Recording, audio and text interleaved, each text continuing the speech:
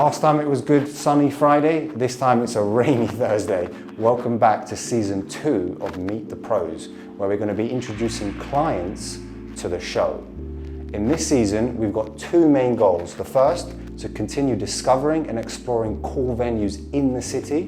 And number 2, which I'm really looking forward to, is introducing clients and giving you an understanding why people are choosing to invest in whiskey. And we're going to be doing all that whilst enjoying the odd dram or a whiskey cocktail. Another new thing we're doing in this season is introducing a competition. We're calling it a Whabble, a whiskey scrabble. What will happen is an anagram is going to pop up on the screen and it'll be from a said distillery. Now you're going to have to guess what that distillery is and there'll be a prize for that. The way to win that prize is, first of all, leave a comment down below what your thoughts are on the video, but don't put the answer. To win the competition, what you're going to have to do is email competitions@hackstons.com, leave your name, your answer, and a competition entry code that will pop up at any time during this video. So keep a lookout for that.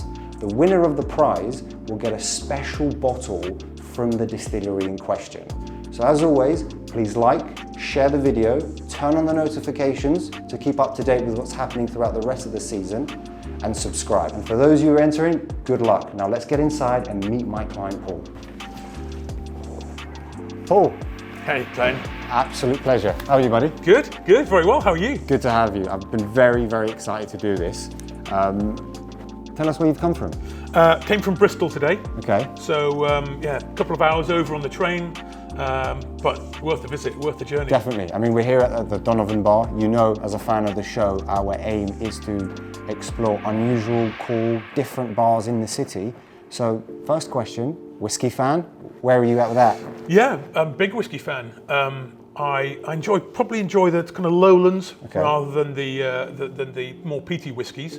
Quite a big fan of Speyside, but yeah, big fan. Yeah. We do have actually similarities there, so I'm looking forward to the drinks that are going to be made for us very shortly. Let's head over to the bar and let's get started. Let's do it.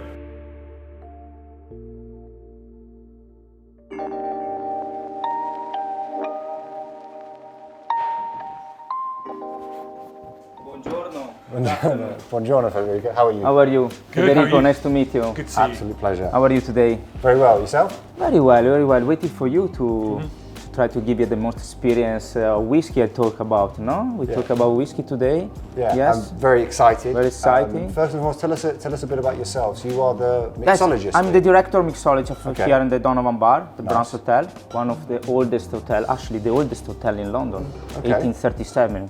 Can you believe it? No. I'm Crazy. looking older than that? No. You look good on it. I look good with my makeup today. The bar is amazing. Yes.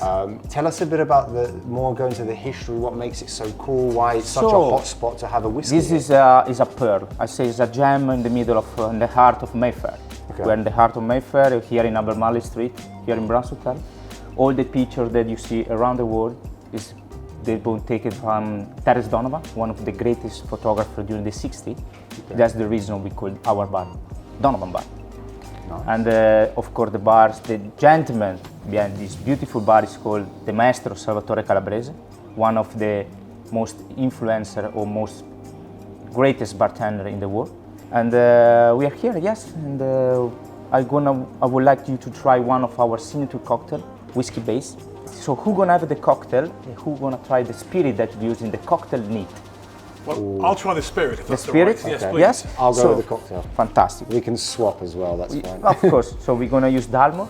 Nice. Are you familiar with Dalmor? Yes, definitely. Fantastic. So I believe Dalmor doesn't need any introduction from me because it's very, very well-known whiskey. It's very, one of the best, I believe, whiskey for blending cocktail in the world, but also to try neat. Yes. But before that, I would like to introduce Fabio, our bar operation manager, that is gonna take you around the place. I'm gonna show you our little museum. What do you think about that? Perfect. Look forward to it. You I've happy? seen a few things that I'm keen to ask you guys more about. Oh, fantastic. So I'm looking forward You're to gonna that. be surprised for sure. I'm sure about that. Fabio. Hi, Donovan. Glenn. How are you, pal? Fabio, very nice to meet you. Fabio, Paul. Very nice to meet you, Paul. Fabio, nice meeting you. Tell us a bit about your role here, first of all. I'm the bar manager here at the Donovan bar here at Brown's Hotel. Lovely. Well, the history of this place, I mean, it's amazing what I've heard so far. Indeed.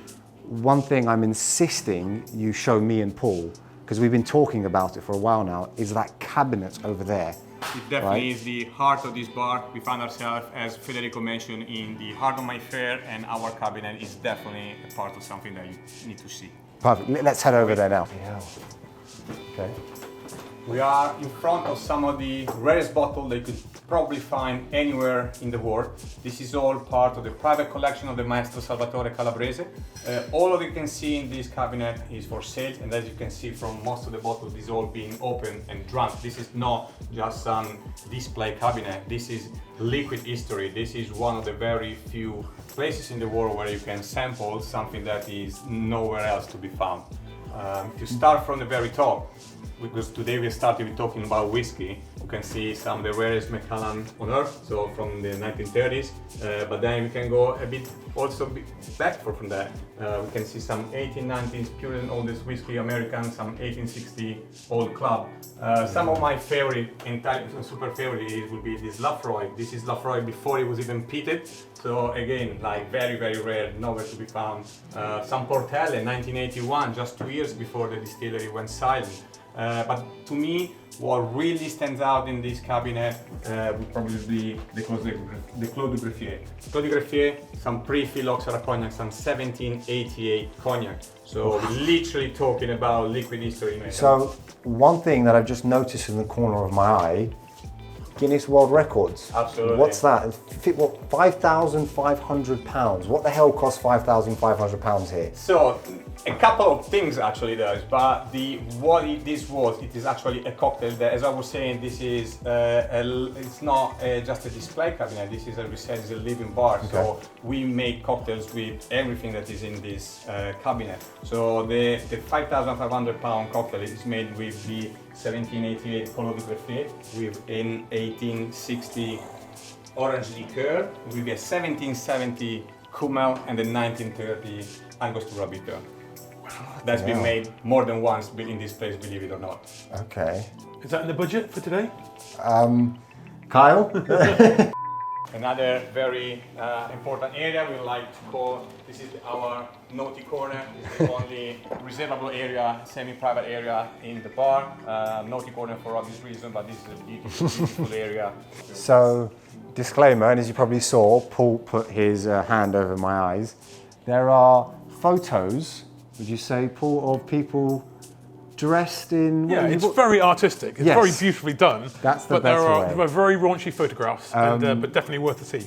Yes, definitely. If you and, what was it, 10 people at maximum? Up to 10 people, absolutely, yes. You're going to be in for a big surprise. One of my personal favorite as a portrait, probably King Leamish. King Leamish is actually one of the main authors of all the James Bond novels. Okay. So, as we said, lots of history in this bar, Gemma, but then again, this is a bar. Shall we drink? Shall we go back to the bar? Yes, absolutely. Please. After you. Thank you. Welcome back. Excited to see. How was the tour? Good? Amazing. Very good, amazing.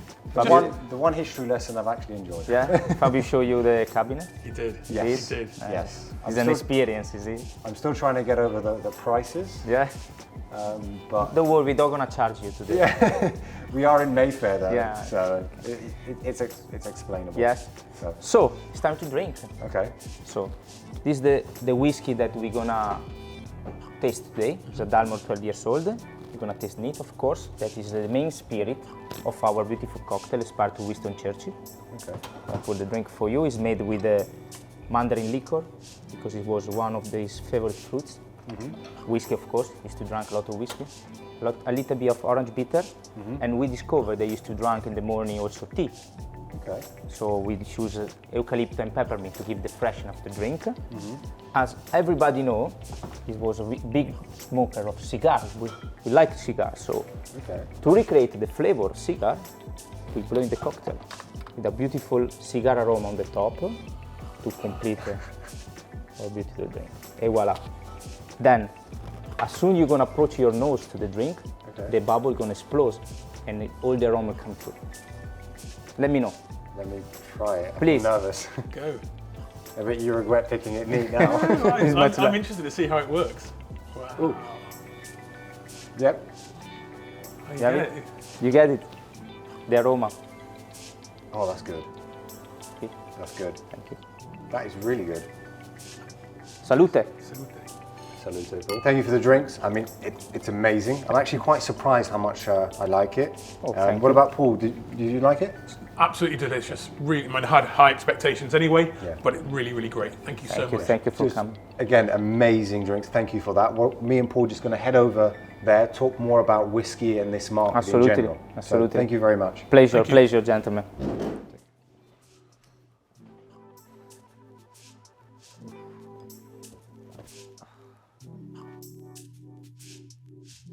How you finding the drink, Paul? It's absolutely delicious. I know. Better than I thought it'd be, to be honest. Oh, really? Better than I thought it'd be. So, Paul, before you got involved, I mean, where did you tend to invest your money? All fairly steady in terms of my investments. I did have a dabble in terms of Bitcoin and various coins. I know I'm going to get some ribbing for that, but it went very well until it didn't. Yeah. No, it was fine. We got out fairly early, but I had a little bit left in when it crashed again. So that was a little bit painful. But so I guess what I didn't really think about whiskey. I'll be honest with you. Yep. I guess what I was thinking about was an investment that's, as I get to sort of 50, investment sort of a little bit more steady and with growth, but they're a little bit less volatile than Bitcoin. I appreciate everything's less volatile than Bitcoin at the moment, but yeah, I hadn't really thought about whiskey as that investment vehicle as opposed to a glorious thing to drink. You hadn't thought about whiskey, as you said. What made you start thinking about it and considering it when you first were introduced to it? What brought you to this market, the whiskey cask market? So it was interesting as a concept. A friend of mine bought and invested in a cask, but that was kind of for consumption later on. So I was thinking of more of a consumption thing rather than an investment asset. So I got in touch with Hackstons, and it was only really when you guys explained it to me that I got the concept. So it was very different, even when we first started speaking, from what I imagined it was going to be. Okay, so you went from passion to the investment vehicle that you're seeing it for investment goals to be achieved, which is quite common in a way, because it's a market that's been around forever and people just assume you drink it, but they don't realize that there is a whole period before you drink it that you can actually earn into it. So up until now, your time in the whiskey cask market, how are you finding it? Well, it's been really positive.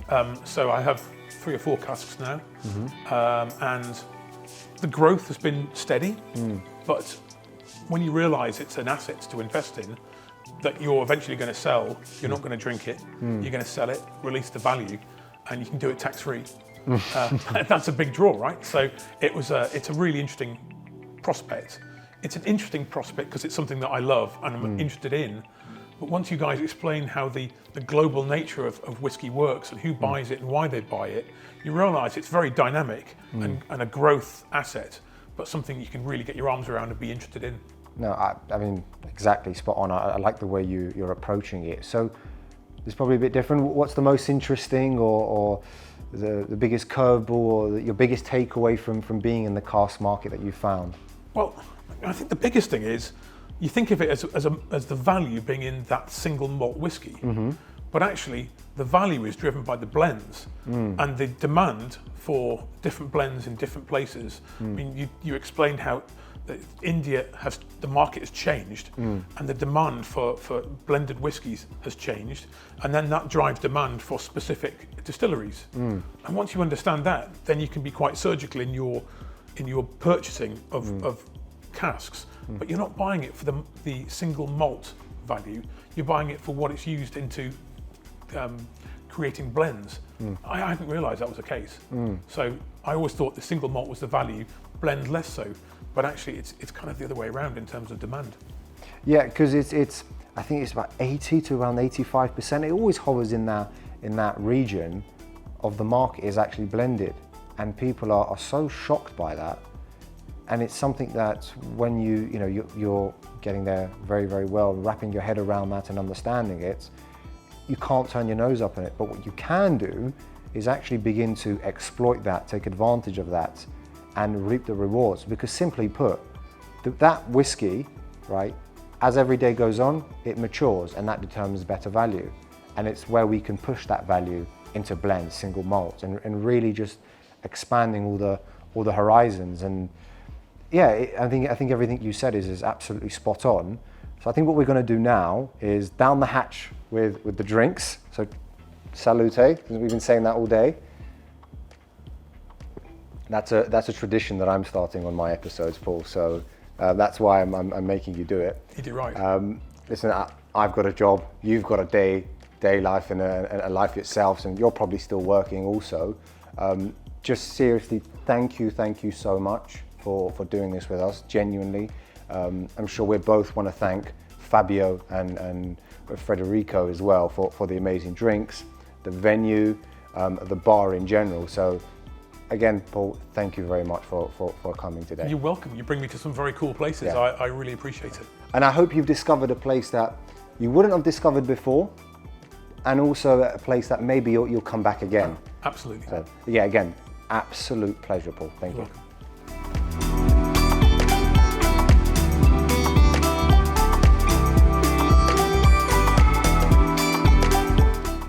Oh, like, comment, subscribe. Thank you, Hackstons.